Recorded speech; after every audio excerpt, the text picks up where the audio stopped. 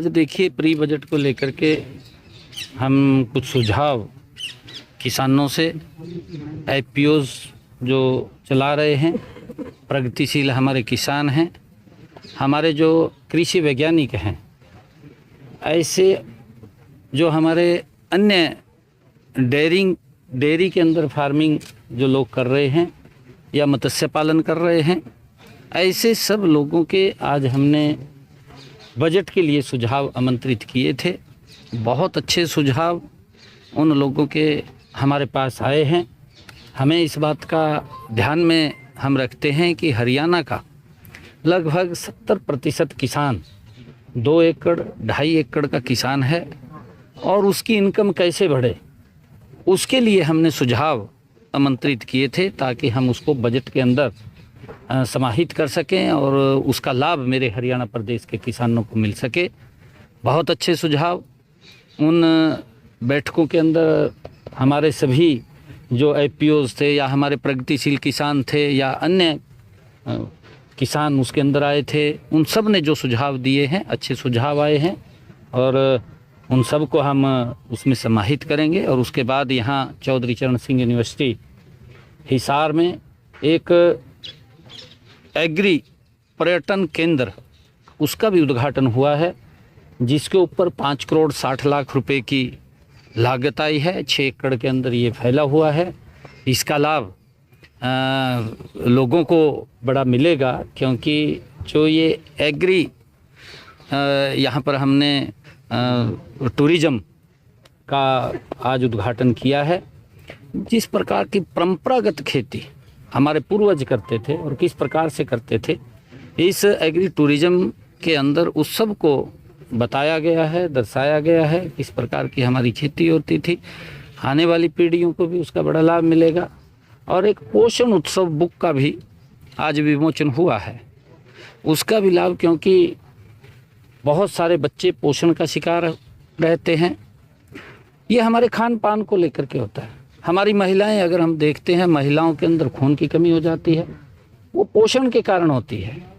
और इस बुक का जो लॉन्च किया गया है पंडित दीनदयाल जी उपाध्याय शोध केंद्र के द्वारा, उनके पदाधिकारियों ने, नानाजी देशमुख जो एक सामाजिक कार्यकर्ता थे, उनकी एक परिकल्पना थी, उस परिकल्पना को आगे बढ़ाते हुए इस शोध केंद्र का उद्घाटन यहाँ किया गया। और उस शोध केंद्र के द्वारा इस पोषण उत्सव पुस्तक का विमोचन आज किया गया है। इससे बड़ा लाभ लोगों को मिलेगा, क्योंकि भागदौड़ की ज़िंदगी है, उसके अंदर आज इस भागदौड़ की ज़िंदगी में हमारी प्लेट के अंदर भोजन की बजाय पिज़्ज़ा ज़्यादा दिखाई देता है और उसके कारण से इस प्रकार से पोषण की कमी हमारे शरीर में होती है। पोषण की कमी की हम बात कर रहे हैं। और आदरणीय प्रधानमंत्री जी ने जिस प्रकार से यूएनओ के अंदर मिलेट्स की बात की है, क्योंकि ये पोषण जो प्रोटीन हमारे शरीर के अंदर कमी हो जाती है, वो परंपरागत हमारा भोजन हमारे इर्द गिर्द ही रहता था, परंतु हम भाग दौड़ की ज़िंदगी में भोजन का समय भी आगे पीछे हो जाता है, भूल जाते हैं। उसके कारण इस प्रकार की दिक्कतें आती हैं। तो इस बुक से आज जो विमोचन हुआ उसका बड़ा लाभ हमारी बहनों को भी मिलेगा और बच्चों को भी मिलेगा, आम लोगों को भी उसका मिलेगा। मैं इसके लिए सभी को बहुत बहुत बधाई देता हूं। किसानों के साथ आज जो आपका सेशन हुआ, कृषि वैज्ञानिक, कोई बात शेयर करना चाहें जो आपको लगा कि बहुत ऐसा सुझाव? नहीं, देखिए, वो हमारे बजट के सुझाव थे।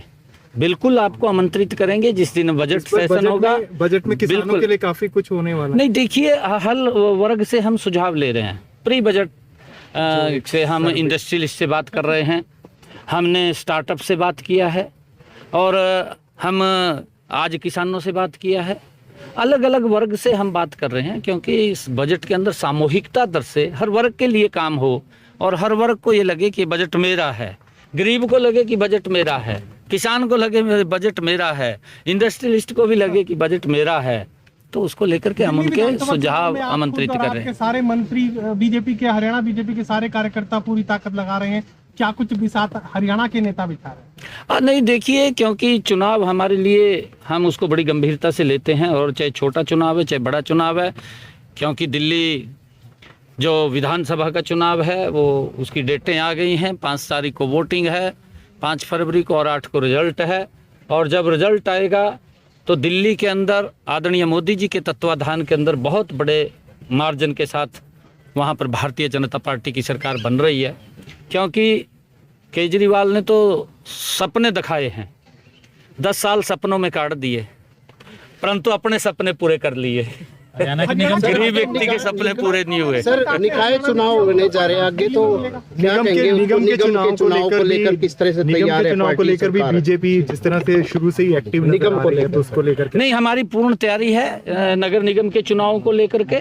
और जल्दी ही, क्योंकि चुनाव आयोग जैसा भी उसको अपने अनुकूल लगेगा वो डेटें घोषित करेगा। हमने चुनाव आयोग को चुनाव चिन्ह देखिए, ये हमारा पार्टी का पार्लियामेंट्री बोर्ड है, वो तय करता है कि कहाँ हमने सिंबल से लड़ना है, कहाँ हमने सिंबल से नहीं लड़ना है। क्योंकि हम निगम के चुनाव सभी सिंबल पे लड़ते हैं, परंतु ये भी पार्टी तय करती है। पोषण की आपने बात की, पर लेकिन अगर हम देखें पूरे हरियाणा के अंदर सड़कों के ऊपर, रेहड़ियों पर जो अस्वास्थ्य भोजन मिल रहा है, तो उसको लेकर कोई जांच कोई की जाए, कुछ कर रहे हैं डिपार्टमेंट? कुछ भी नहीं कर रहा, क्योंकि रेहड़ियों पर मिल रहा है, बिल्कुल भी कोई जांच नहीं होती। नहीं, देखिए उसकी जांच होती है, ऐसा नहीं है, आप नहीं हो कह सकते जांच नहीं हो रही है। हमारे अधिकारी उसके ऊपर बिल्कुल नजर लगाए हुए होते हैं, जो विभाग है उस विभाग के अधिकारी उसको देखते हैं। जो आपने हरियाणा विधानसभा चुनाव में किया, उस माइक्रो मैनेजमेंट का फायदा दिल्ली विधानसभा चुनाव में भी लेंगे? दिल्ली में सरकार बन रही है, मैं कह रहा हूँ, केजरीवाल साफ हो रहा है।